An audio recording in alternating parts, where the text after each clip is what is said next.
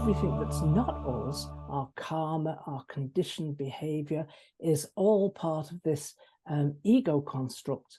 Before we start, remember to subscribe to this channel so you don't miss any updates, and to like and share. Click the link to download your free guide, your essential guide to solar astrology, and that will really help you to understand solar astrology a little bit better.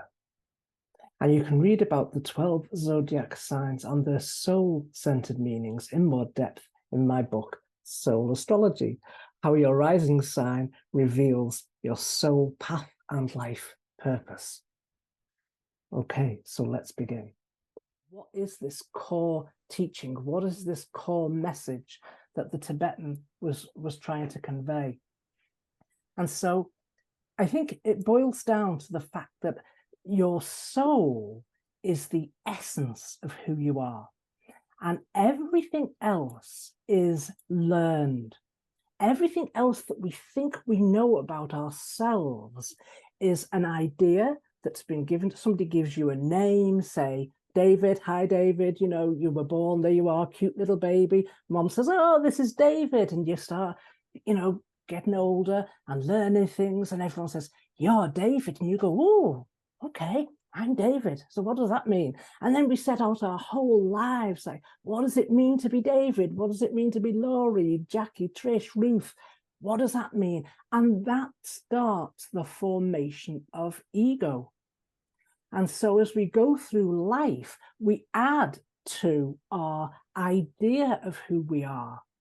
And that cumulative idea of who we are is ego in a broad sense, not in the sense that, oh, that guy is over there, he's got a big ego, he loves himself. We don't mean it like that. We mean in the psychological term and the spiritual term, ego is our sense, our idea, our concept of who we actually are.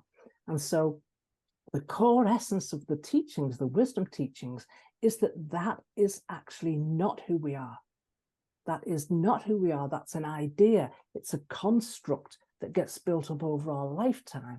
And because we're so identified with that, we lose sight of the essence of who we are. It makes it more difficult to connect with the essence of who we are. And so the bottom line is that our true nature, the essence of who we are, is indestructible.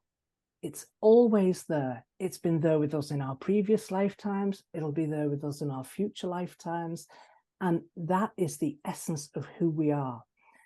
But we don't see it because our ego identity is in the way for most of us. So spiritual awakening, the path of spiritual awakening, involves realizing our core essence, starting to open up to and recognize our core essence, and expressing that into the world, and then realizing that everything that's not us, our karma, our conditioned behavior, is all part of this ego construct. And we start to align more, we start to release that, we start to let it go and align more with the core of who we are. And so what soul astrology is saying is that the core, that essence of who we are, we can connect to by way of our ascendant, by way of our rising sign.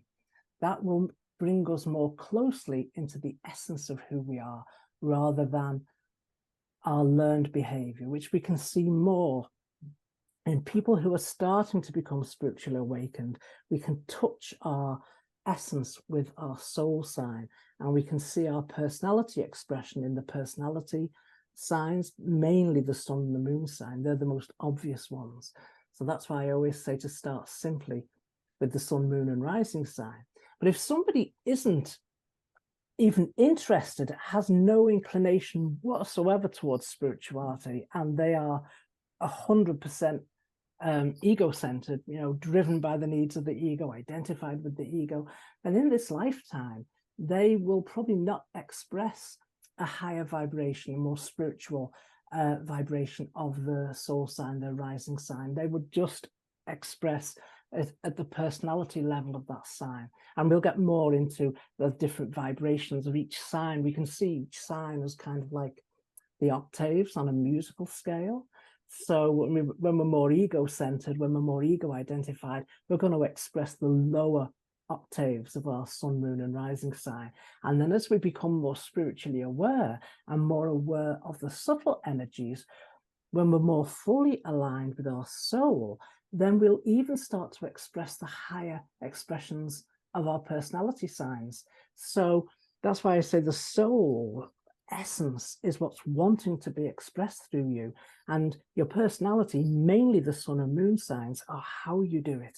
They'll then become the tools that the soul uses for you to express your work in the world in this lifetime, your life purpose. Okay, so I do have Sun in Gemini. I could sit here and waffle on till the cows come home, but I'm going to throw it over to you and say any questions.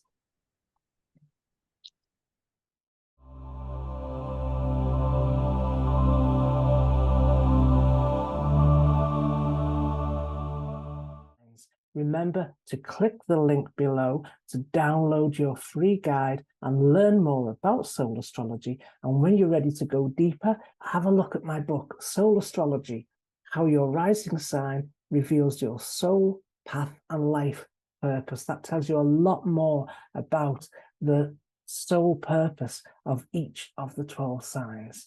I hope you've enjoyed this video, and if you love soul astrology, remember to like and share and subscribe to this channel. See you next time.